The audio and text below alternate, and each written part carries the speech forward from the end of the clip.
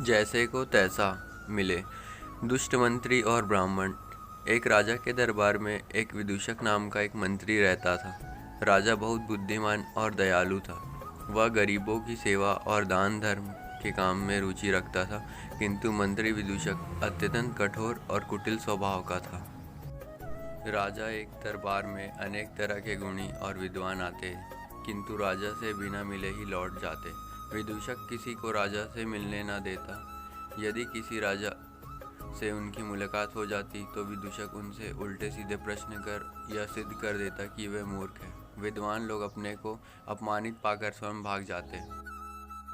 एक बार राजा के दरबार में एक विद्वान ब्राह्मण आ पहुंचा और कुछ दिनों ठहरने की इजाज़त मांगी। विदूषक बोला, यदि आप हमारे प्रश्नों के ठीक ठीक उत्तर दे सकेंगे तो आपको ठहरने दिया जाएगा।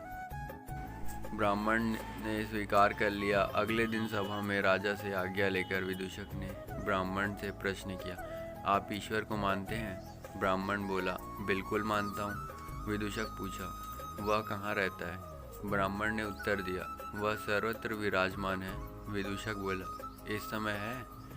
ब्राह्मण ने बोला, हाँ। विदूषक ने फिर पूछा, अच्छा दिखाइए, वह कहाँ है? ब्राह्मण सोच में पड़ गया। सोचने लगा, इस मूर्ख को कैसे बताए कि भगवान कहाँ है। फिर उसने विदूषक से पूछा, आप ईश्वर को प्रत्यक्ष देखना चाहेंगे या ध्यान में? मंत्री ने उत्तर दिया, हम प्रत्यक्ष देखना चाहते हैं। ब्राह्मण पूछा, एकांत में देखेंगे या सबके सामने? मंत्री बोला, सबके सामने। ब्राह्मण ने फिर पूछा, अभी देखेंगे या ठहर कर? मंत्री बोला, अभी इसी वक्त। तभी ब्राह्मण ने अपना डंडा सीधा किया और बोला, समझ लो कि ये भगवान है, अब आप सामने आइए। विदूषक घबराकर पीछे खिसकने लगा। दरबारियों ने विदूषक से आगे आने की प्रार्थना की, किंतु ब्राह्मण के हाथ में तना हुआ डंडा देखकर वह डर के कारण आगे नहीं आया। राजा की आज्ञा हुई तो विदूषक को आगे आना पड़ा। तभी ब्राह्मण ने कसकर एक डंडा उसकी कमर में जमा दिया। डंडा के पड़ते ही विदूषक चीख उठा और ढेर बनकर जमीन पर लेट गया। यह देखकर दरबार में हलचल मच गई। राजा क्रोधित होकर ब्राह्मण से बोले, यह तुमने क्या बेवकूफ़ी कर दी है?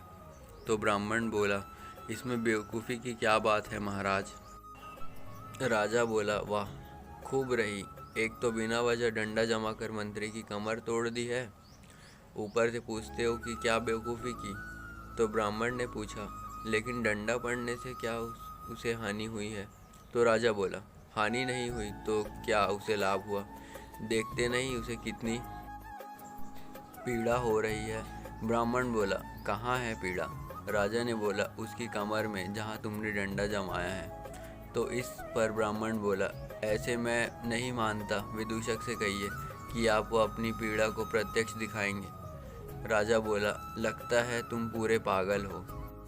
क्या शरीर के अंदर होने वाली पीड़ा कोई ठोस पदार्थ है जिसे आंखों से प्रत्यक्ष देखा जा सके? तो ब्राह्मण ने उत्तर दिया, महाराज, जिस तरह शरीर में होने वाली पीड़ा को प्रत्यक्ष नहीं देखा जा सकता, ठीक उसी प्रकार ईश्वर को भी प्रत्यक्ष नहीं देखा जा सकता, किंतु कण कण में उसे महसूस किया जा सकता है। यह सुनकर राजा का क्रोध चला गया। उसने विद्वान ब्राह्मण को दरबार में ठहरने की अनुमति दे दी।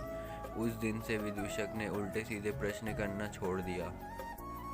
दोस्तों, जैसे को तैसा मिले। दुष्ट मंत्री और ब्राह्मण हिंदी कहानी को पढ़ने के लिए धन्यवाद। आपको यह कहानी कैसी लगी हमें नीचे कमेंट में ज़रूर बताइएगा। अगर आपको यह कहानी पसंद आई तो अपने दोस्तों के साथ शेयर करें। सब्सक्राइब माँ मरिया वॉइस।